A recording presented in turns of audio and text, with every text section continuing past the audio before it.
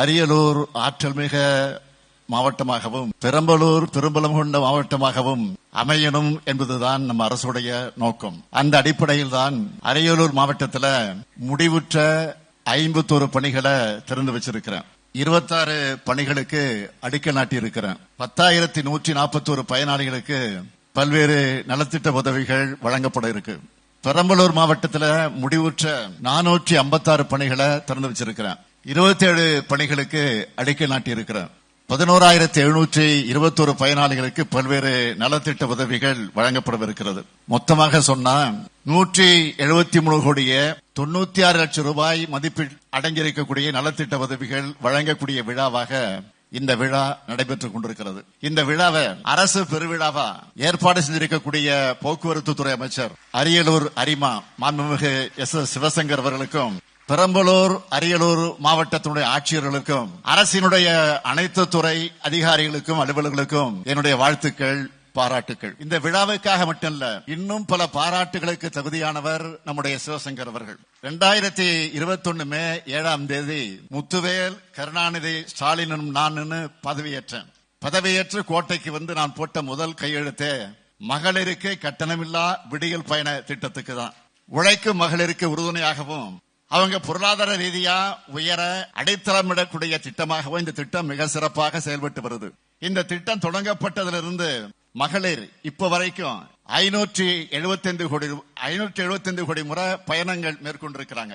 தமிழ்நாட்டு பெண்களுடைய சமூக பங்களிப்பை அதிகரிச்சிருக்கக்கூடிய இந்த மகத்தான திட்டத்திற்கு பொறுப்பேற்று செயல்படுத்தி வர்றவதான் நம்முடைய சிவசங்கர் அவர்கள் என்பதை நான் இங்கே குறிப்பிட விரும்புகிறேன்.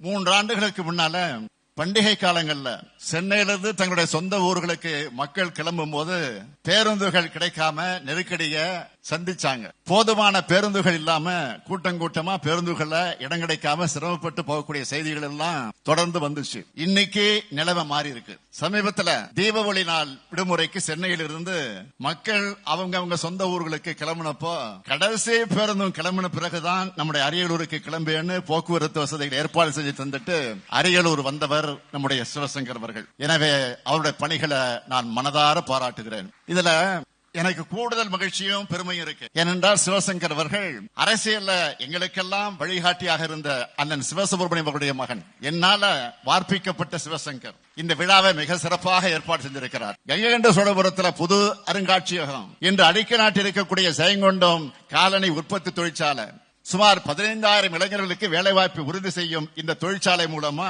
அவங்களுடைய வாழ்வாதாரமும் ஜெயங்கொண்டத்தோட பொருளாதாரமும் முன்னேற்றம் அடையும். இந்த இடத்துக்கு அருகே விளிம்பு நிலையில வசித்து வரக்கூடிய பழங்குடியின மக்களுக்கு 3.52 ஹெக்டேர் நிலத்துல இலவசமா வீட்டுமனை பட்டா வழங்கப்பட இருக்கு.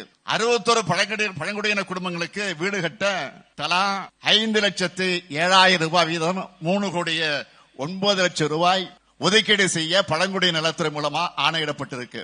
ஜெயங்கொண்டம் அரசு மருத்துவமனையை மாவட்ட மருத்துவமனையாக 29 கோடி ரூபாய் மதிப்பீட்டில் தரம் உயர்த்துகிற பணிகள் நடைபெற்று தற்சமய கட்டுமான பணிகள் முடிவுற்று இருக்கு. அது மட்டுமல்ல, ஜெயங்கொண்டம் பழுப்பு நிலக்கரி அனல்மின் உற்பத்தி திட்டத்துக்காக 2005ஆம் ஆண்டு வரைக்கும் 133 கிராமங்கள்ல 8,373 ஏக்கர் நிலம் கையகப்படுத்தப்பட்டுச்சு. ஆனா இந்த திட்டத்தை செயல்படுத்த சாத்தியமில்லைன்னு முடிவாகியும் கிட்டத்தட்ட 25 ஆண்டு கால பிரச்சனையாக இது இருந்துச்சு. இந்த பிரச்சனையை என்னுடைய கவனத்துக்கு கொண்டு வந்ததுமே அரசு கையகப்படுத்திய நிலங்களை முன்னாடி கொடுத்த இழப்பீட்டு தொகையை திரும்ப வாங்காம உரிய நில உரிமையாளர் ஒப்படைக்கணும்னு 2022 ஆணையை நான் பிறப்பிச்சேன். இதுவரைக்கும் 6,808 ஏக்கர் நிலங்கள் திரும்ப ஒப்படைப்பதற்கான உறுதிமொழிகள் பெறப்பட்டு 5,656 ஏக்கர் நிலங்களுக்கு பட்டாவும் கொடுத்திருக்கிறோம். மீதமுள்ள நில உரிமையாளர்களுக்கும் பட்டா மாற்றம் செய்ய நடவடிக்கையை எடுத்துக் கொண்டிருக்கிறோம். இதுவும் விரைவில் முடியும். இது எல்லாவற்றுக்கும் மேலாக முக்கியமா பெரம்பலூர் மாவட்டத்தில் எறையூர்ல 243 ஏக்கர் பரப்பளவுல சிப்காட் தொழிற்பூங்கா அமைக்கப்படவிருக்கு. 30,000 பேருக்கு அதனால் வேலை வாய்ப்பு அளிக்கிற கோத்தாரி பீனிக்ஸ் காலனி உற்பத்தி தொழிற்சாலையை நானே அடிக்கல் நாட்டி சரியா ஒரே வருஷத்துல முடிச்சு அந்த தொழிற்சாலையை நானே திறந்து வச்சேன். இது எவ்வளவு பெரிய சாதனை! அது மட்டுமல்ல, குன்னமட்டத்துல 100 ஏக்கர் பரப்பளவுல சிப்காட் தொழிற்பூங்கா உருவாக்கப்படும் அறிவிச்சிருக்கிறோம். எறையூர் சிப்காட் பாடலூர் தொழிற்பூங்காவுக்கு கூட்டு குடிநீர் திட்டம் வழங்க 345 கோடி ரூபாய் நிதி ஒதுக்கீடு செய்யப்பட்டிருக்கு. உலகத்திலேயே அரிதான பாழ்நிலங்கள் காணப்படக்கூடிய பகுதியா பெரம்பலூர் காரைக்குளக்கா நத்தம் பகுதி இருக்கு. அங்க 411 ஏக்கர் பரப்பளவுக்கு புதைப்படி பூங்கா அமைக்க கம்பி வேலை அமைக்கப்பட்டிருக்கு.